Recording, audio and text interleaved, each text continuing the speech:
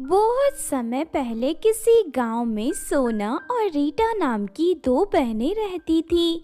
बड़ी बहन सोना बहुत ही होशियार थी।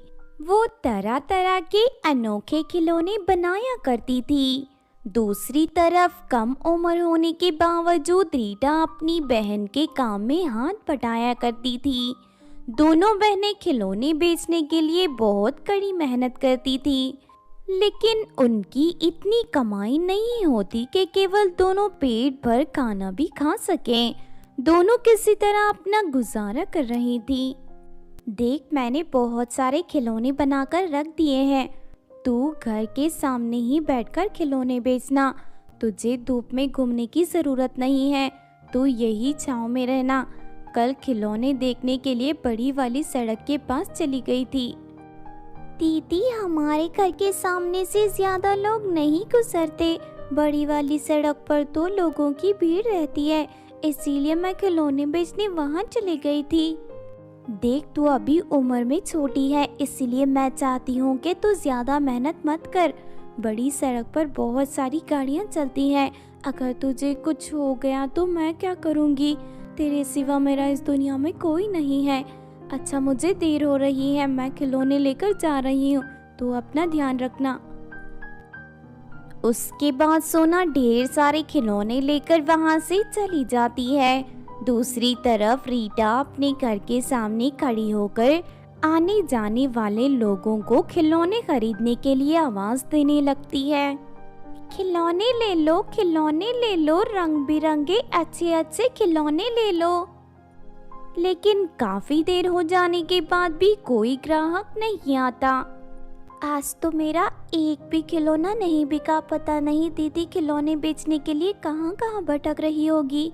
भगवान, तूने हमें ऐसी किस्मत क्यों दी है कि हम दोनों बहनें रोज पेट भर खाना भी नहीं खा पाती।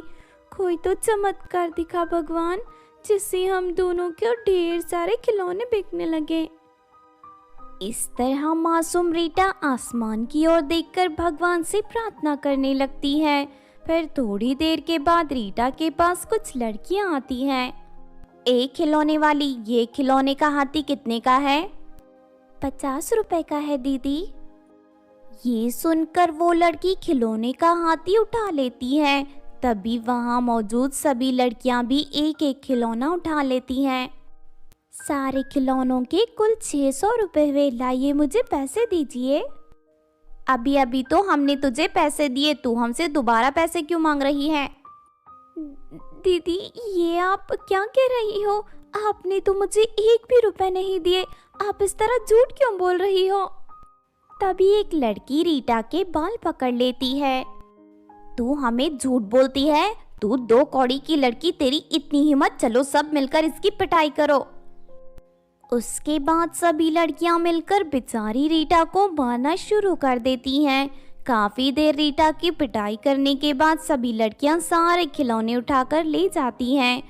सोना शाम को जब खाना लेकर घर लौटती है तो अपनी बहन को घायल देखकर उसे बहुत दुख होता है।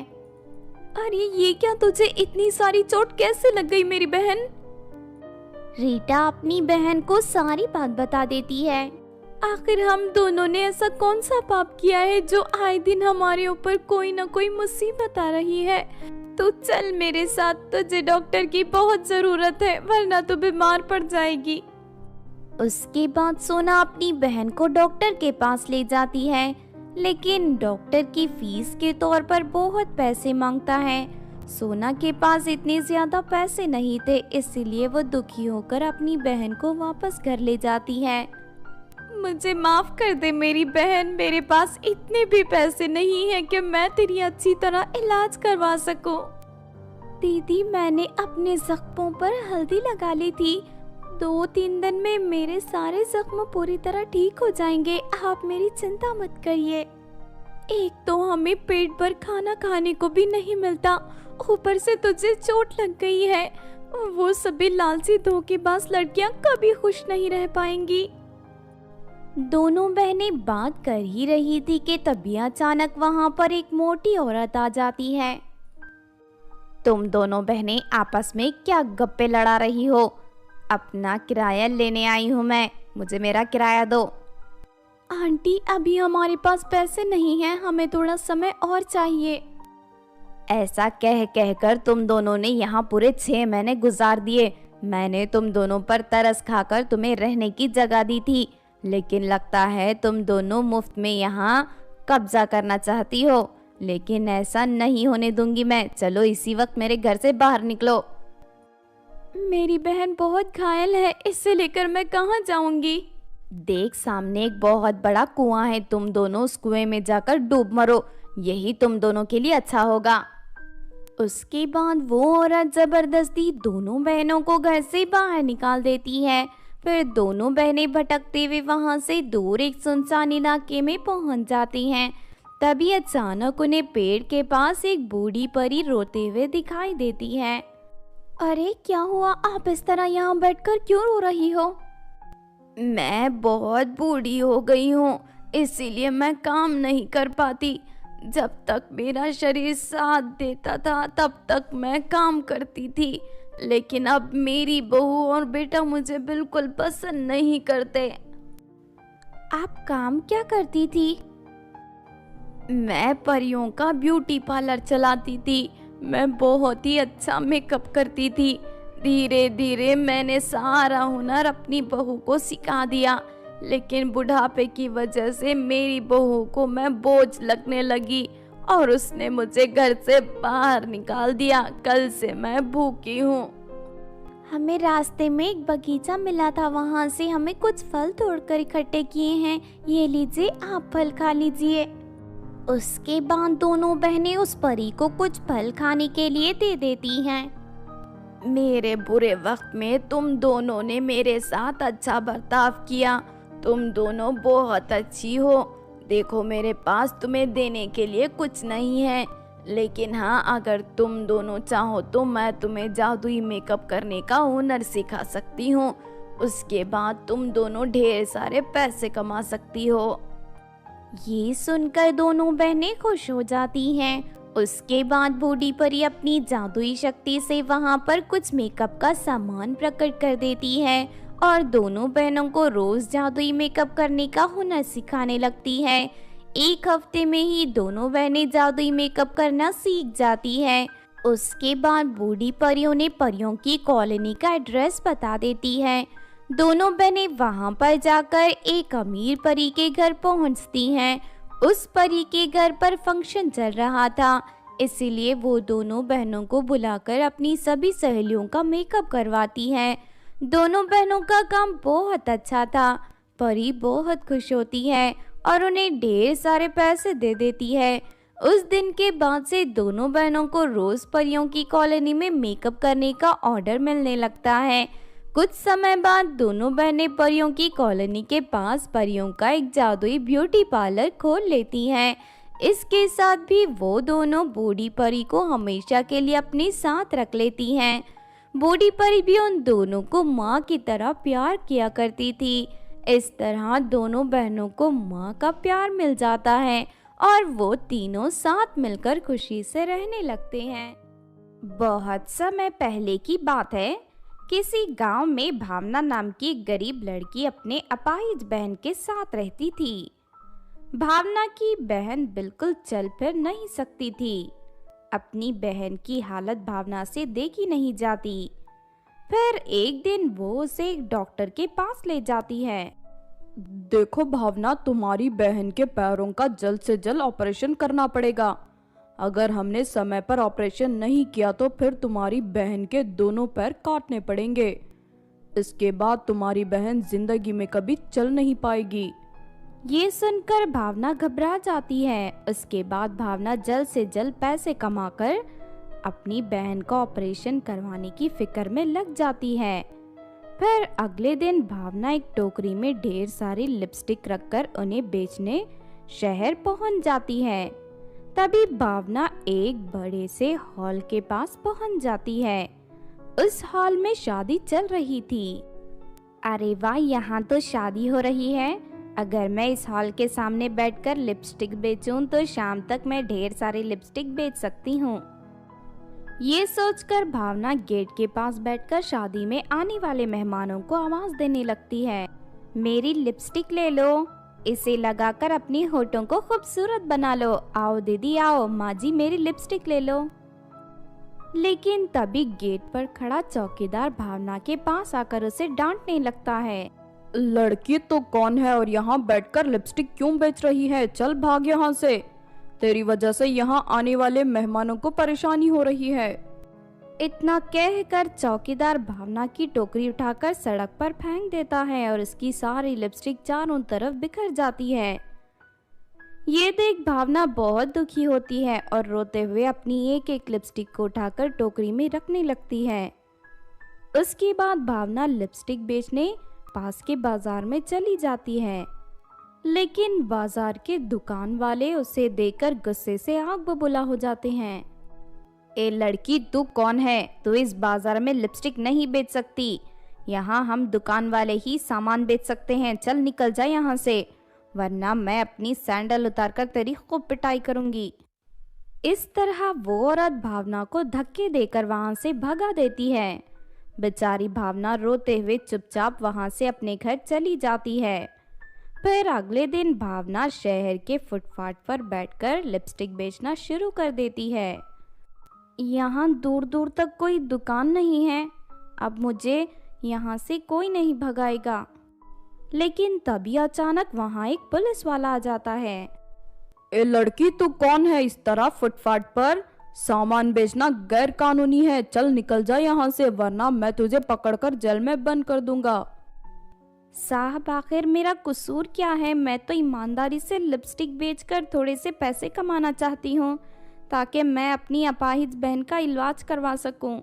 देख, तेरे साथ बहस करने का मेरे पास बिल्कुल समय नहीं है। तू यहाँ से चली जा, वरना ठीक नहीं होगा। इस तरह वो पुलिस वाला भावना को वहाँ से भगा देता है। फिर भावना उदास होकर अपने घर लौट जाती है।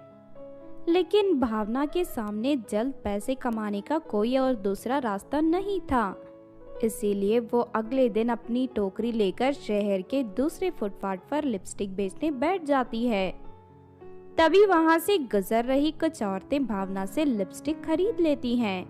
ये देख भावना बहुत खुश होती है, लेकिन अगले ही पल वो पुलिस वाला आता हुआ दिखाई देता है। ये देख भावना बहुत घबरा जाती है। पुलिस वाले की नज़र जैसे ही भावना पर पड़ती है, वो भावना को पकड़ने के लिए दौड़ने लगता है। ये देख भावना फौरन अपनी टोकरी उठाकर वहां से भागने लगती है, लेकिन तभी अचानक सड़क से जा रही कार से उसकी टक्कर हो जाती है और वो सड़क पर बेहोश होकर गिर पड़ती है। कार चलाने वाली औरत फौरन भावना को उठाकर पास के अस्पताल में ले जाती है और उसका इलाज करवाकर उसे पूरी तरह ठीक करा देती है। उसके बाद वो औरत भावना से उसके बारे में पूछने लगती है। भावना उसे अपनी और अपनी बहन के बारे में सब कुछ बता देती है। भावना की गरीबी देख उस औरत को उस पर दया आती है। तुम चिंता मत करो भावना, आज से तुम मेरी बेटी की तरह हो। तुम अपनी बहन को लेकर मेरे पास आ जाओ, मैं तुम दोनों के रहने और खाने की व्यवस्था अपने घर में कर दूंगी और साथ ही तुम्हारी बहन के पैरों का ऑपरेशन भी मैं करवाऊंगी। ये सुनकर भावना की आंखों में खुशी के आंसू आ जाते हैं और वो उस औरत को गले लग जाती है। फिर अगले दिन भावना और उसकी बहन उस दयावान औरत के घर पर रहने लगते हैं। कुछ दिनों के बाद भावना की बहन का ऑपरेशन हो जाता है और वो पूरी तरह ठीक हो जाती है। दूसरी तरफ वो औरत भावना और उसकी बहन का एक अच्छे कॉलेज में एडमिशन करवा देती है। इस तरह भावना और उसकी बहन की जिंदगी पूरी तरह बदल जाती है और वो दोनों खुशी से अपनी जीवन बिताने लगते हैं। एक बार की बात है, किसी गांव में श्रेया नाम की एक गरीब लड़की अपनी बूढ़ी माँ के साथ रहती थी। श्रेया की माँ सड़कों पर झाड़ू लगाने का काम करती थी। दूसरी तरफ श्रेया अपनी माँ की तकलीफ अच्छी तरह समझती थी, इसीलिए वो घर के सारे काम खुद संभालती थी। फिर एक दिन श्रेया राशन लेने गांव की दुकान पर जाती है। सुनिए लाला जी, मुझे थोड़ा सा राशन चाहिए। अरे श्रेया, तू तो बहुत ही बेशर्म है। अभी तक तूने मेरे पिछले उधारी चुकाई नहीं और मुंह उठाकर मेरी दुकान में राशन मांगने आई है। देख, जब तक तू मेरे पिछले पैसे नहीं देगी तब तक मैं तुझे चावल का एक दाना भी नहीं दूंगा। चल निकल जा यहाँ से।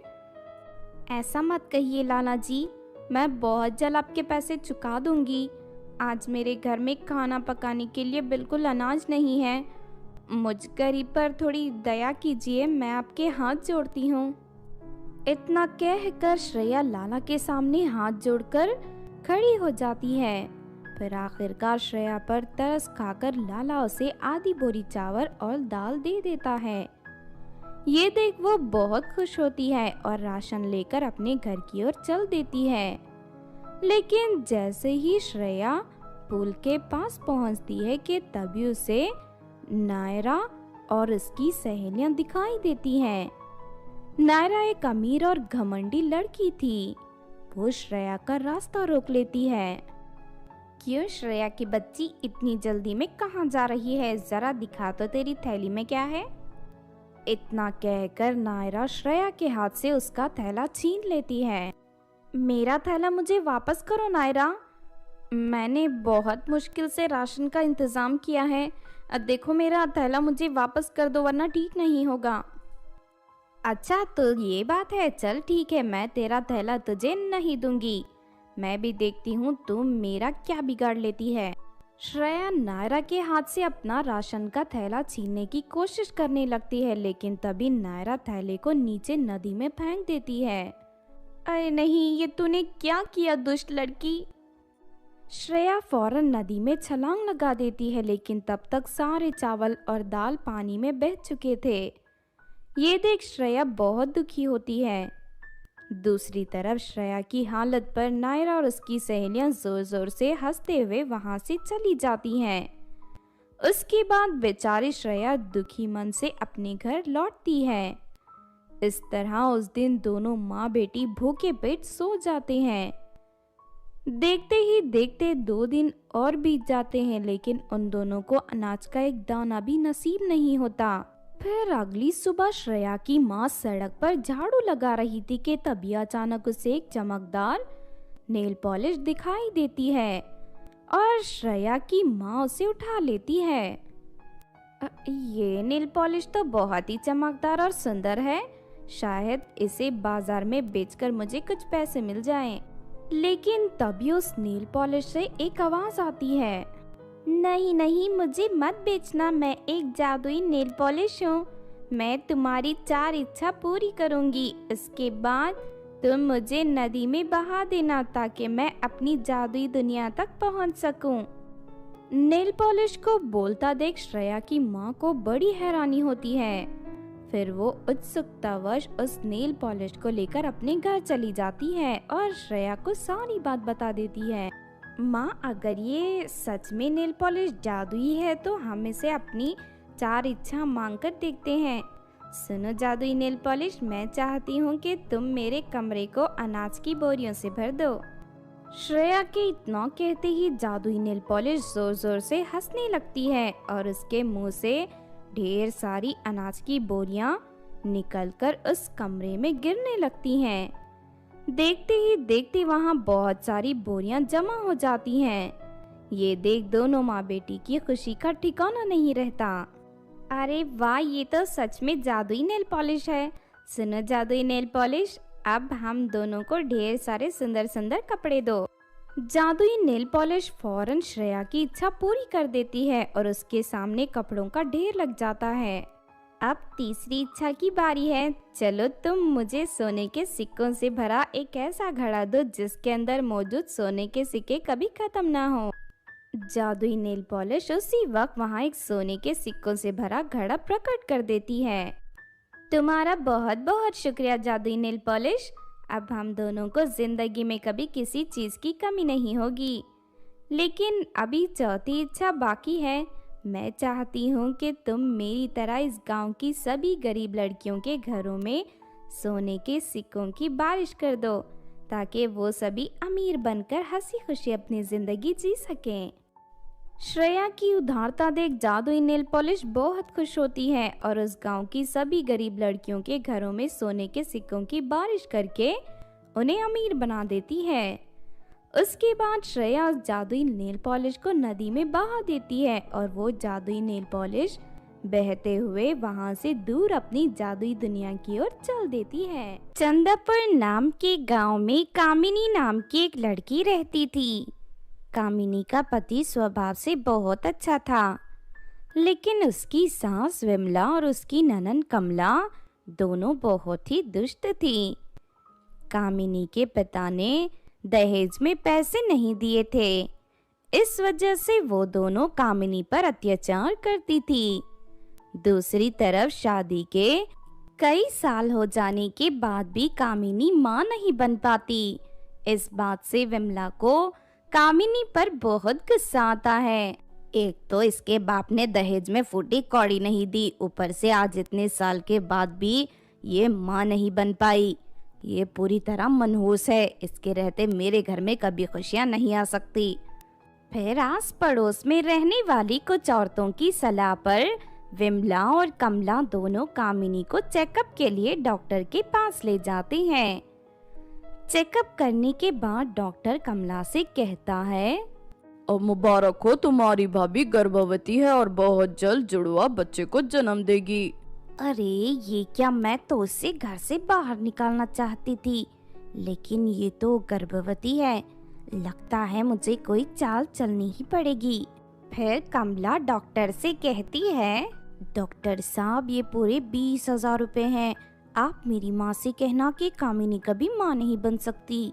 पैसों के लालच में आकर डॉक्टर झूठ बोलने को तैयार हो जाता है और कमला की सिखाई हुई सारी बातें विमला से कह देता है। ये आप क्या कह रहे हैं डॉक्टर साहब, क्या सच में मेरी बहू कभी माँ नहीं बन सकती? आप इतने बड़े डॉक्टर हैं, आपके पास कोई तो इलाज होगा। और मैंने तुमसे कह दिया ना, तुम्हारी बहू कभी माँ नहीं बन सकती। चलो अभी इसे लेकर जाओ यहाँ से। डॉक्टर की बात सुनकर विमला को बहुत गुस्सा आता है। फिर घर जाकर विमला कामिनी की खूब पिटाई करती है। क्यों रे कलमोही, तूने मेरे घर का सत्यानाश कर दिया, आज मैं तुझे नहीं छोड़ूंगी। फिर विमला चूल्हे से जलती हुई लकड़ी उठाकर कामिनी के हाथों को जलाना शुरू कर देती है। माँ, इसे इसी तरह रोज रोज मारने से कोई फायदा नहीं होगा, इसे घर से बाहर भगा दो। उसके बाद भैया की दूसरी शादी कर देना, तुम्हारी सारी समस्या हल हो जाएगी। अरे वाह बेटी, तूने तो बहुत अच्छी बात कही। दूसरी तरफ कामिनी का पति उस वक्त घर पर मौजूद नहीं था। ये मौका देखकर दोनों माँ बेटी कामिनी को बेहोश करके उसे दूर जंगल में फेंक देते हैं। फिर रात होते ही कामिनी को होश आ जाता है। अपने आप को जंगल में देख कामिनी घबरा जाती है। तभी उसे थोड़ी दूर गुफा दिखाई देती है। जानवरों से बचने के लिए वो गुफा के अंदर चली जाती है। गुफा के अंदर एक डरावनी चुड़ैल सो रही थी। चुड़ैल को देखते ही कामिनी चीख पड़ती है, अरे कौन है तो और मेरी गुफा में क्या करने आई है? मुझे कुछ मत करिए चुड़ैल जी, मैं हालत की मारी हूँ। मेरी सास और ननद ने मुझे इस जंगल में छोड़कर चले गए। इस तरह कामिनी चुड़ैल को अपने घर की सारी हालत बता देती है। सच में तुम्हारे ऊपर बहुत अत्याचार हुआ है, लेकिन फिक्र मत करो, मैं एक अच्छी चुड़ैल हूँ। तुम्हें नुकसान पहुँचाने की बजाय मैं तुम्हारी मदद करूँगी। उसके बाद चुड़ैल कामिनी को एक तालाब के किनारे ले जाती है और वहाँ की मिट्टी खोदकर उसे 2 मूर्ति तैयार कर देती है। फिर चुड़ैल अपनी गुफा में रखे जादुई पानी को उन दोनों मूर्तियों के ऊपर डाल देती है और अगले ही पल वो दोनों मूर्तियाँ खूबसूरत लड़कियों के रूप में बदल जाती हैं।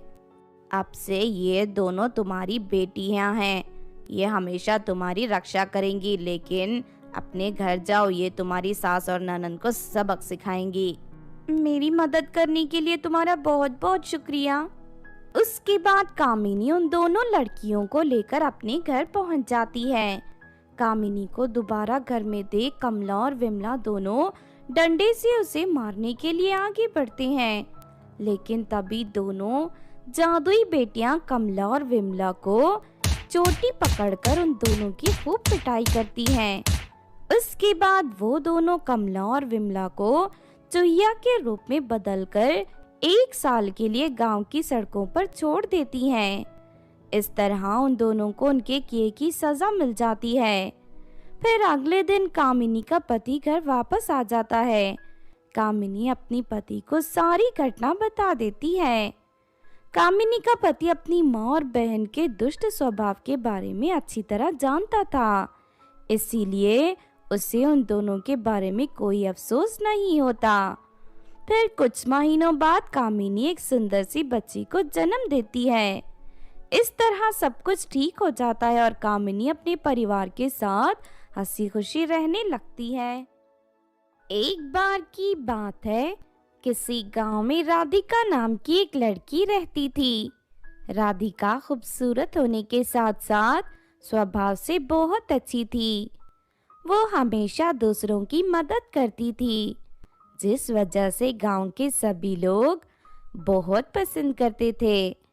वहीं दूसरी तरफ राधिका के पड़ोस में रहने वाली चांदनी नाम की लड़की उससे बहुत जलती थी। फिर कुछ समय बाद राधिका की शादी राघव नाम के लड़के से तय हो जाती है। राघव दिखने में बहुत ही सुंदर था, साथ ही वो एक अच्छी नौकरी भी करता था। जब ये बात चांदनी को पता चलती है तो वो जल भुनकर राख हो जाती है। इस राधिका की शादी तो बहुत ही अच्छे लड़के से हो रही है, मुझे इसकी खुशी देखी नहीं जा रही। कुछ भी करके इसकी जिंदगी बर्बाद करनी ही होगी। उसके बाद चांदनी एक तांत्रिक के पास पहुंच जाती है। वो तांत्रिक काला जादू करने में माहिर था और हमेशा अपने जादू से लोगों को परेशान किया करता था।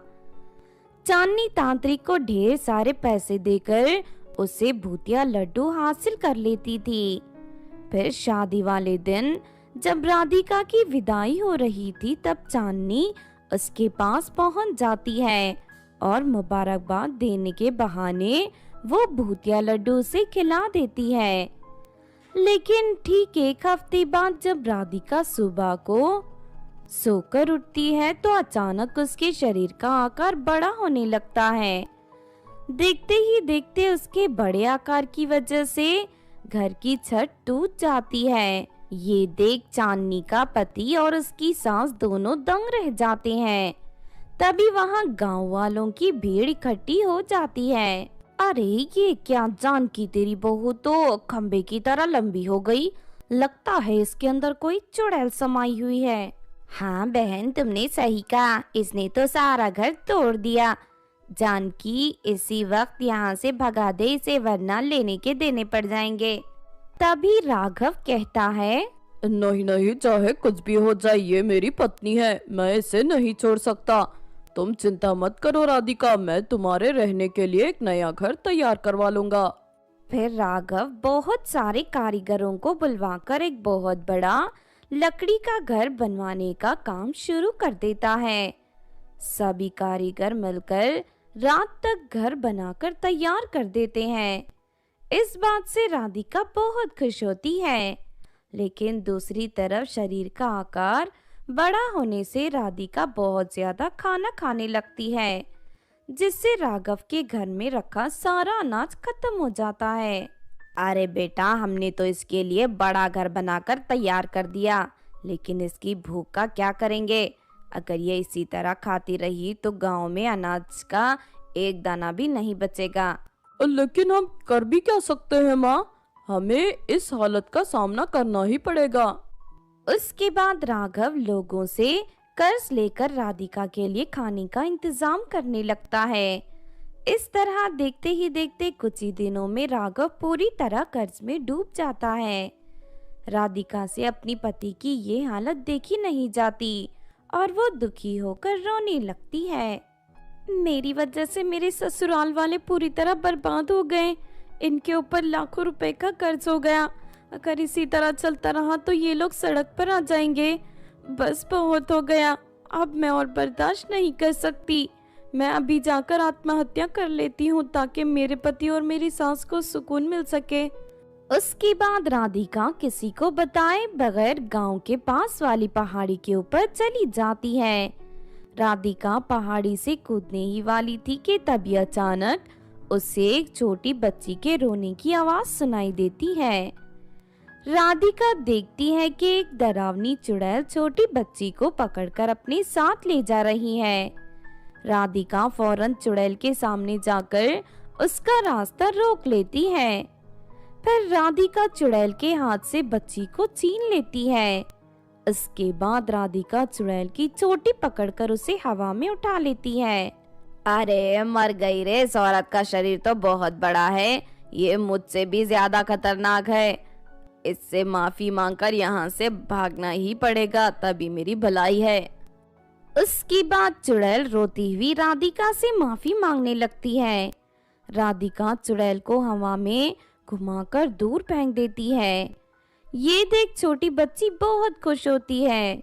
फिर वो छोटी बच्ची राधिका को अपने घर ले जाती है। उस बच्चे की माँ एक जादूगरनी थी। तुम्हारा शरीर तो बहुत बड़ा है, क्या तुम जादुई दुनिया से आई हो? नहीं नहीं, मैं तो एक साधारण लड़की हूँ। कुछ दिनों पहले ही मेरा शरीर इतना बड़ा हुआ है।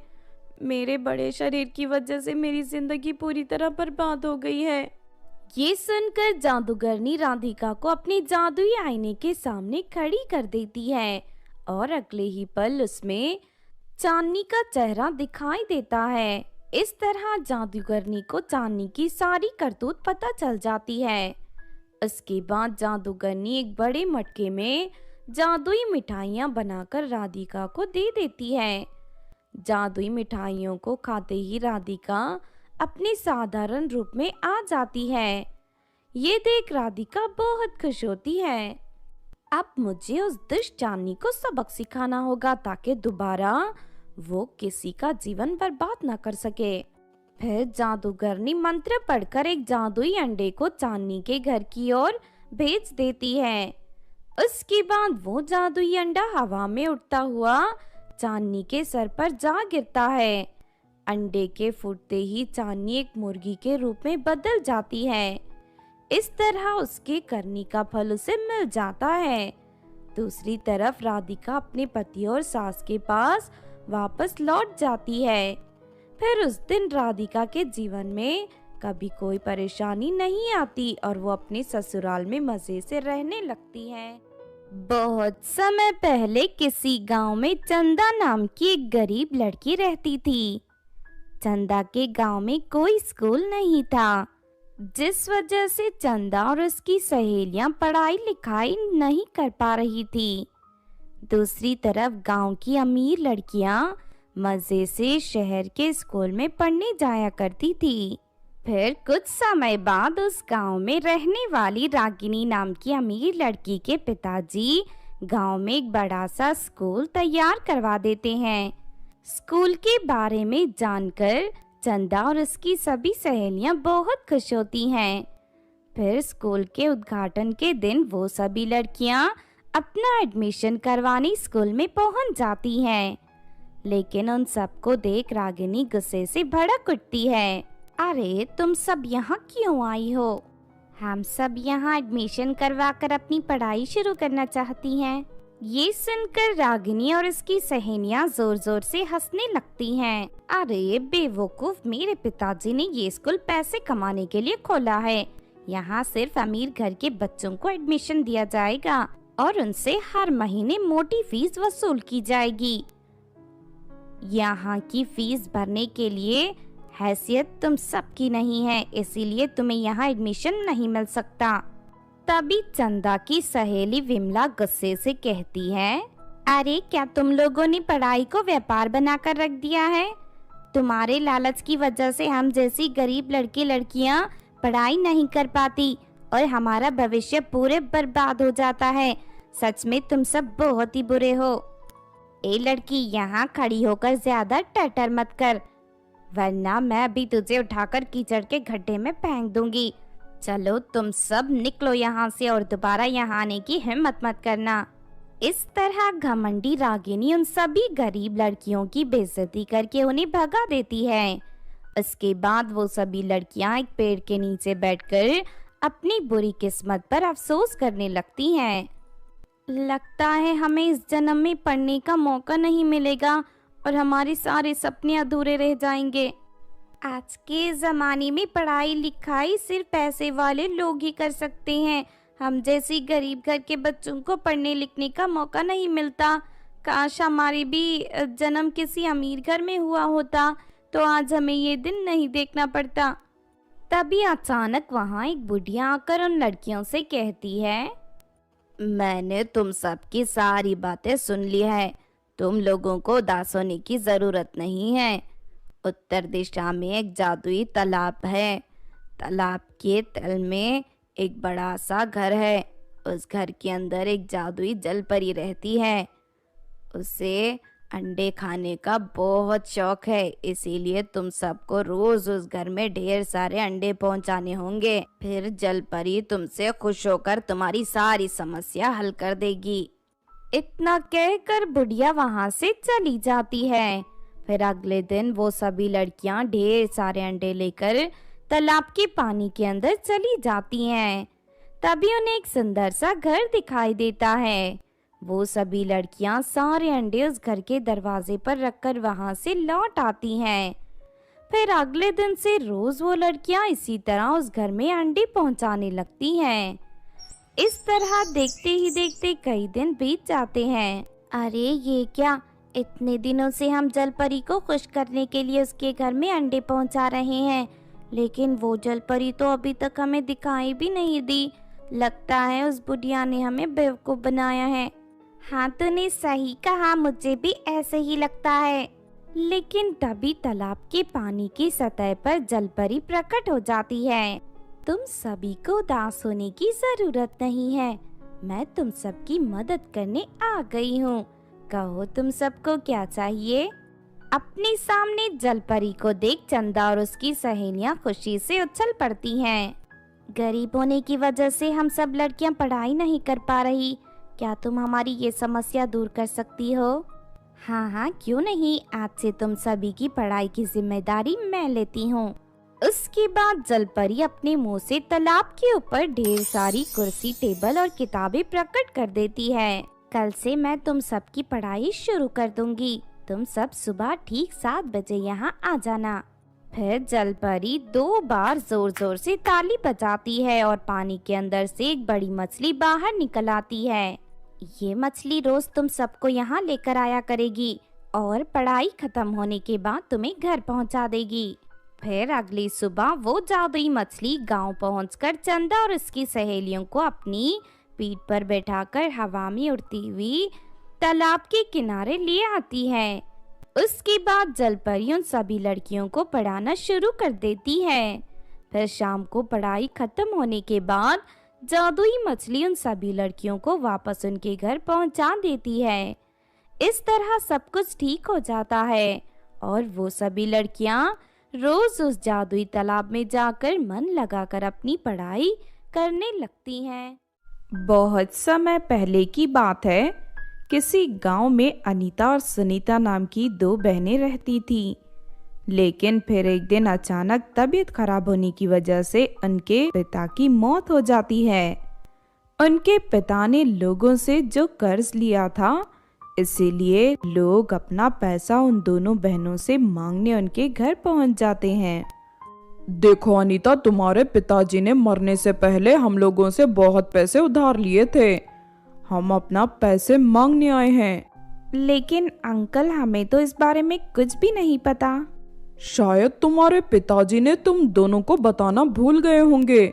देखो, मैं अच्छी तरह जानता हूँ तुम दोनों के पास कमाई का कोई साधन नहीं है, इसीलिए मैं चाहता हूँ कि तुम ये घर बेचकर हमारे पैसे चुका दो। ये आप क्या कह रहे हैं अंकल? ये घर बेचने के बाद हम सड़क पर आ जाएंगे। हमारे ऊपर थोड़ी दया करिए, हमें कम से कम 1 साल का समय दीजिए। हम दोनों मेहनत करके आप लोगों के सारे पैसे चुका देंगे। तुम्हारे पिताजी से मेरे रिश्ते अच्छे थे, इसीलिए मैं तुम्हें 6 महीने का समय देता हूँ। हमारे पैसे मिल जाने चाहिए, वरना मजबूर होकर मुझे तुम्हारा घर नीलाम करना पड़ेगा। चलो भाइयों, चलते हैं यहाँ से। उन सभी के जाते ही अनीता और सुनीता चिंता में डूब जाते हैं। तभी उनके पड़ोस में रहने वाली पिंकी नाम की लड़की वहां आती है। अरे अब तुम दोनों क्या करोगी? 6 महीने में लोगों के सारे पैसे चुकाना तुम्हारे बस की बात नहीं है। मैं तो कहती हूँ तुम दोनों सड़क पर खड़ी होकर भीख मांगो, तभी तुम्हारा गुजारा होगा। ए पिंकी, तू ज्यादा होशियार मत बन, हमें हमारे हाल पर छोड़ दे। चल यहाँ से चली जा, वरना मैं तेरा मुंह तोड़ दूंगी। अरे जा जा, रस्सी जल गई मगर बल नहीं गया। देख लेना, कुछ ही दिनों में तुम्हारा घर नीलाम होकर ही रहेगा और तुम दोनों सड़क पर भीख मांगोगी। तब तुम दोनों को देखकर मुझे बड़ा मजा आएगा। इस तरह दोनों बहनों के जले पर नमक छिड़क कर पिंकी वहां से चली जाती है। फिर अगले दिन, देख सुनीता, मैंने ब्यूटी पार्लर का कोर्स किया है, मैं तुझे भी ये काम सिखा सकती हूँ। अगर हम दोनों किसी तरह एक ब्यूटी पार्लर खोल लें तो हम बहुत जल्द लोगों का कर्जा चुका सकते हैं। अरे वाह दीदी, ये तो मैंने सोचा ही नहीं था। चलो हम गांव के बाजार के पास एक छोटा सा ब्यूटी पार्लर खोल लेते हैं। उसके बाद वो दोनों बहनें एक छोटी सी पुरानी दुकान किराए पर ले लेते हैं। दीदी, हमने तो मेकअप का सामान ले लिया है, अब हमें 2 कुर्सियां भी खरीदनी होगी, लेकिन हमारे पास तो बिल्कुल पैसे नहीं बचे। तो चिंता मत कर, पास के बाजार में चलते हैं, वहाँ कोई ना कोई दुकान वाला हमें किस्त पर कुर्सियां दे देगा। उसके बाद दोनों बहनें कुर्सी की दुकान में पहुंच जाते हैं। सुनिए आंटी, हमने नया पार्लर खोला है, उसके लिए हमें 2 कुर्सियां चाहिए, लेकिन हमारे पास पैसे नहीं हैं। क्या आप हमें महीने की इंस्टॉलमेंट पर कुर्सियां दे सकते हो? नहीं नहीं, मैं उधारी में कुर्सियां नहीं दूंगी। अगर तुम्हारे पास नकद पैसे हैं तो ही बात करो, वरना यहाँ से चलती बनो। हमारी मदद करिए आंटी, हम दोनों बहुत ही मुसीबत में हैं। तुम्हारे जैसे गरीब रोज मेरी दुकान पर भीख मांगने आते हैं। अगर मैं सब पर तरस खाकर उनकी मदद करने लगी तो एक दिन मुझे भी भीख मांगना पड़ेगा। इसीलिए मैं कभी किसी की मदद नहीं करती। चलो अब निकल जाओ यहाँ से। दोनों बहनें उदास होकर वहां से चली जाती हैं।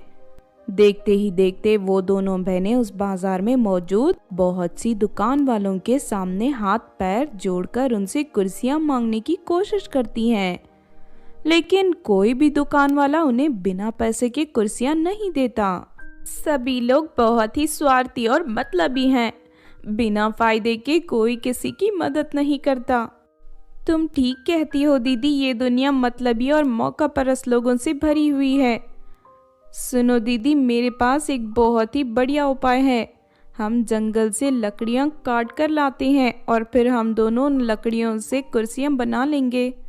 अनीता को अपनी बहन की बात ठीक लगती है और उसी दिन दोनों बहनें जंगल में लकड़ियां काटने पहुंच जाती हैं।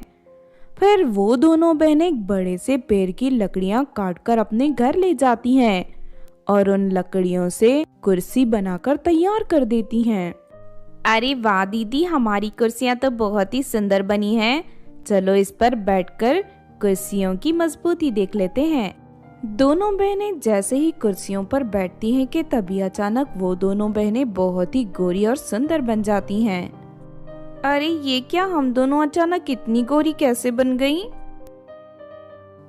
जंगल के जिस पेड़ से लकड़ियां काटकर तुमने हमें बनाया है वो पेड़ जादुई पेड़ है, इसीलिए हम दोनों कुर्सियां जादुई बन चुकी हैं। आज से तुम दोनों बहनें हम दोनों की मालकिन हो। हम तुम्हारी हमेशा सहायता करेंगे। फिर अगले दिन अनीता पार्लर के बाहर बोर्ड लगा देती है कि सिर्फ 2 मिनट में परियों की तरह खूबसूरत बने। उस बोर्ड को देख बहुत सारी लड़कियां वहां मेकअप कराने आ जाती हैं।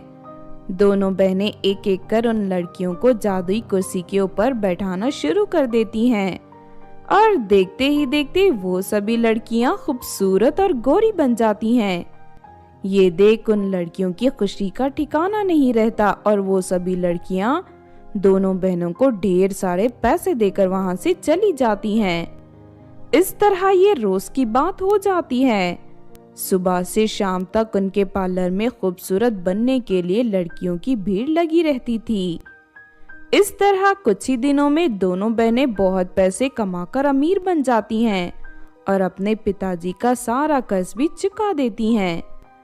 दूसरी तरफ जब पिंकी को जादुई कुर्सियों के बारे में पता चलता है तो उसे दोनों बहनों से जलन होने लगती है। फिर एक रात पिंकी पार्लर में चोरी छुपे दाखिल हो जाती है।